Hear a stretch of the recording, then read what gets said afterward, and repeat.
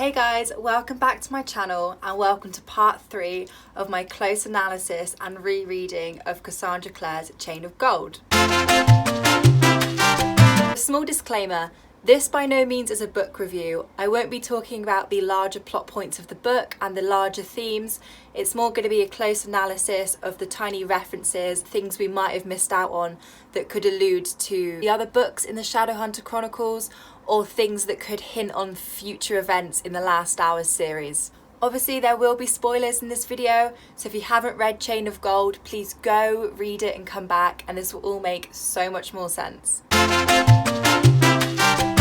Okay, so chapter 7 begins with Cordelia Carstairs going over to Anna Lightwood's flat for tea. As usual, Sona isn't too happy with Cordelia doing anything fun, and she asks Cordelia if Anna is really the best company to be having around, which is obviously a yes. So in Cordelia's defence, Alistair mentions that Anna's godmother is Consul, aka Charlotte Fairchild, and I love how connected everyone is at this point. The London Institute in the Victorian times was such a close-knit family, and I really like how this is transcended into the second generation. This is also mentioned later in the chapter where James points out that Christopher's godfather is actually Henry, and I just think it's lovely how Cecily, who was kind of a new Shadowhunter to the London Institute, and also Gabriel, who didn't like Charlotte and Henry when he first came, how their children have Henry and Charlotte as their godparents now. I think it's a really nice link between generations, and I feel really happy for Anna and Christopher to have such cool godparents like Henry and Charlotte. So when Alistair is further defending Cordelia's choice to go have tea with Anna Lightwood, he mentions that at the moment the most prominent families to know in London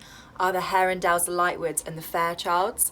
And this reminds me of a quote that Jem Carstairs says to Tessa in that epilogue of Clockwork Princess, we know the one, when he's explaining to Tessa that at some point he needs to tell her the story of the Herondales, the Lightwoods and the Fairchilds in the Dark War.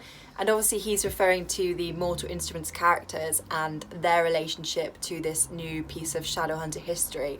But I really like the parallels between them, that through the years these three families are still some of the most prominent Shadowhunter families, and they're always involved with everything that's happening. So when James goes to visit Matthew, Cassie writes that he made his way past the drawing room, dining room, kitchen, where he bowed to the cook who waved a spoon at him in greeting or threat, he wasn't sure. And it made me think of the Whitechapel Fiend story from Tales from the Shadowhunter Academy when James is obsessed with his spoon. And again, I think it's just like a great link to the outer stories and how everything just ties together. I don't know if it was meant to be a reference, but I took it as a reference and I really enjoyed it, and it's something that I didn't pick up on the first time I read the story. So later on in this chapter, when Cordelia and Anna are talking in Anna's flat, and Anna asks about Alistair because she's heard the stories from her brother and from James and Matthew about how Alistair didn't really treat anyone nicely, and she wants to know more. In particular, she's interested in Alistair's hair, and she asks Cordelia just how it's blonde. So Cordelia actually mentions that Alistair dyes his hair because he hates that his hair and skin and eyes are dark. And I think this is just a really nice, serious note to some of the issues that people of colour face in terms of societal expectation and the idea that Eurocentric features and colourings are more desirable. So Alistair is conforming to the Edwardian ideal of perfection and of beauty by dyeing his hair so he looks more similar to his classmates. I think this is a really important issue to bring up, and I really like how Cassie has managed to intertwine it with his character arc so that it feels natural, it doesn't feel forced, but it gives you an extra layer to Alistair's character. And I know later we find out that one of the reasons why he was such a bully at the academy was because he felt left out and he had something to prove, and he wanted to feel included. So dyeing his hair blonde is just another way that he wants to look similar to his peers and not look like the odd one out. So it's not so much an aesthetic preference, more of a statement on racial injustice. So in chapter 8, Matthew, Cordelia and Anna go to the Hell Rule for the first time. And Anna says to Cordelia that Matthew and I occasionally attend an artistic salon in a building owned by the High Warlock of London, Markham Fade. And I just remembered Malcolm and everything he did to the characters and the Dark Artificers, and I hate that he's living his best life here and he's just waiting to resurrect Annabelle. He's biding his time in this artistic salon, slowly seeking revenge, just he hates Nephilim and he's just sat there seething. So when they're waiting to enter the Hell Rule, Cordelia and Matthew are waiting outside, and Cordelia's trying to talk to Matthew about everything and anything just to stop it being a bit awkward.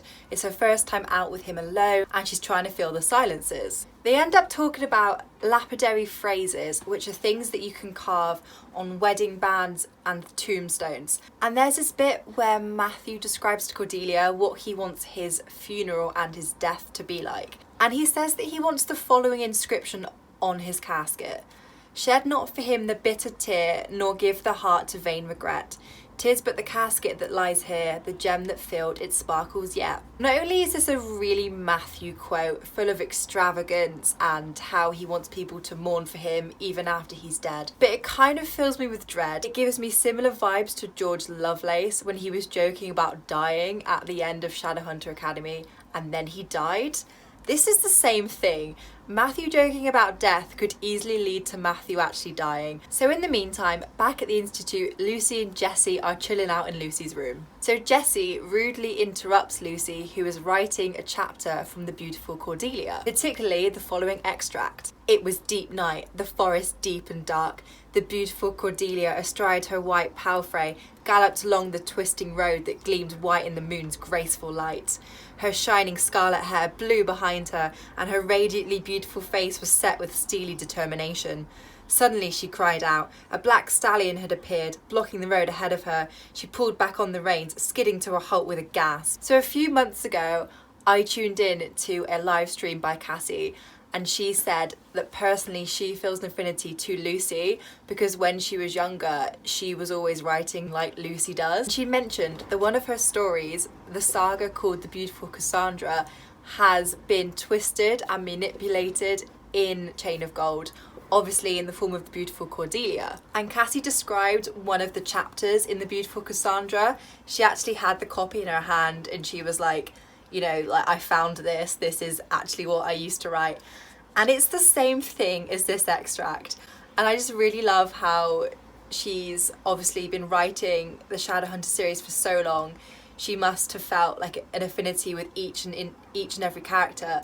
But finally she's got this one character that she really, really feels like she resembles, and she's just putting everything and anything into this character. I like that it's a very personal character to Cassie, but she includes bits from her childhood. But she does it really subtly that you don't actually understand these references unless you know the wider context of some of her prior writing, which fortunately I do. So before Lucie realises that it is in fact Jesse that's come to visit her, she freaks out and she throws a massive stack of pages across the room. This loud noise actually causes Will to go and knock on Lucie's door and ask if she's okay. So while Will is asking Lucie if everything is alright, Cassie makes note of the backs of Will's hands that were scarred from a demon attack that happened years ago when Lucie was a child. There's actually a reference to an attack with a Shax demon at the end of Clockwork Princess in the epilogue when Tessa is remembering how Jem has been with them throughout Will's life as well. Jem was actually there when Will got attacked by this Shax demon and nearly died. And I can't help thinking this attack here, where Will's got these scars on the back of his hand, is the same attack with this Shax demon. I don't know if we're ever going to get this story of this attack in like a flashback or in a memory, but I really do think these two attacks are connected. So when Will leaves, Lucie looks around for Jesse and she finds him on the windowsill and she looks at him and she mentions that he was all pale skin and dark eyebrows. So my last video, someone actually commented that they saw parallels between Will and Tessa's relationship and James and Cordelia's relationship and Jesse and Lucie's relationship and Jem and Tessa's relationship, in that Will and Tessa's relationship was formed on their love of books and they used to read to each other, And also Cordelia reads to James when he's ill, and James wants to read with Cordelia at the end of Chain of Gold. And then for Jem and Tessa, it's music. So Jem plays Tessa music to tell her how much he loves her. So this viewer actually said that they think that Jesse is going to be a really talented pianist, and there could be a scene in the 2 next Last Hour books where Jesse plays a piece for Lucie.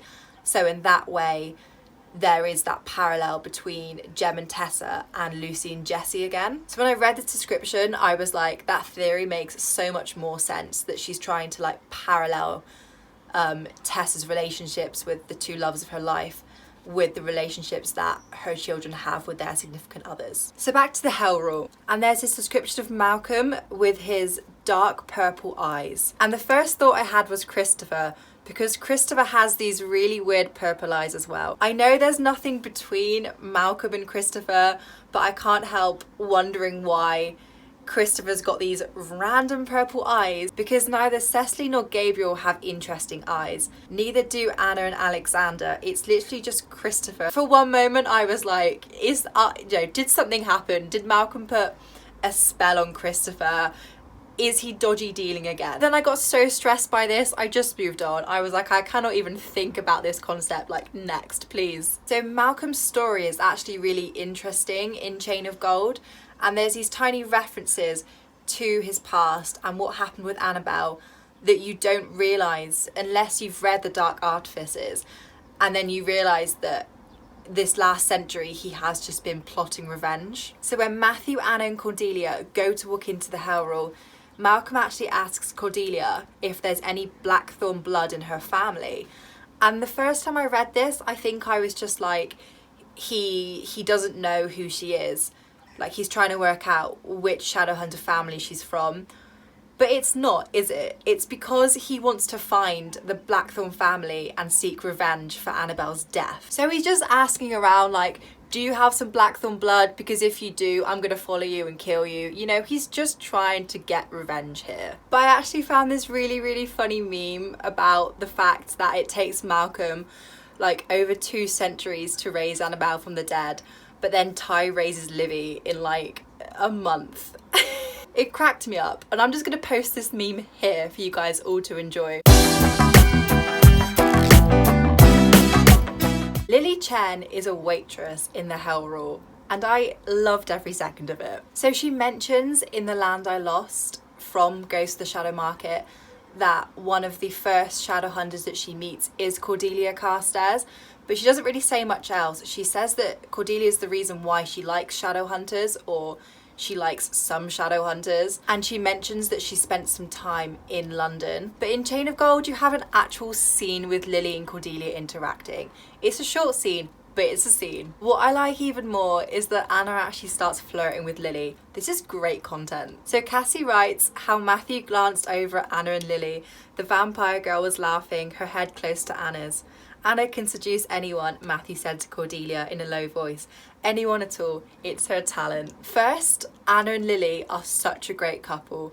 And second, it reminds me of Red Scrolls of Magic when you find out that Lily and Helen actually made out at a party. Helen Blackthorn, aka wife of Aileen Penhallow. So before she met Aileen, Helen actually made out with Lily. I must say, Lily Chen is one of my favourite characters. Pansexual vampire who is not only friends with Cordelia Carstairs and flirts with Anna Lightwood, but gets with Helen Blackthorn. Just incredible writing on Cassie's behalf. The final thing I want to talk about today is the wooden box that is inside Hypatia Vex's room. Cassie mentions this wooden box that's decorated with the symbol, I'm definitely going to pronounce this wrong, so excuse my pronunciation, of an Ouroboros, a serpent biting its own tail. This came up in the Infernal Devices. Have we not learnt our lesson here? I know it's the generic symbol for the Pandemonium Club, but surely nothing good can come from this. I wasn't even angry, I was just disappointed. I was just thinking, have we not learned from this, guys? Come on, this is never a good sign. I just really hope the Last Hour's characters don't get involved in this messy business again, because I am so tired and I cannot read another book where they get involved with this. Just leave it alone, please. Thank you so much for watching. I really hope you enjoyed some of these tiny references and hints that I've picked up on from chapters 7, 8 and 9. Please subscribe, and if you've got any other references or hints that you've picked up on that I've not mentioned in this video, please leave them in a comment below. I'd love to see what you guys have picked up on that I've missed, and if you think there's any other hints to what could happen in the next 2 books, or even if there's any connections to the other books in the Shadowhunter Chronicles. I'll see you guys next time for some more extreme close reading and over analysis of Cassandra Clare's Chain of Gold.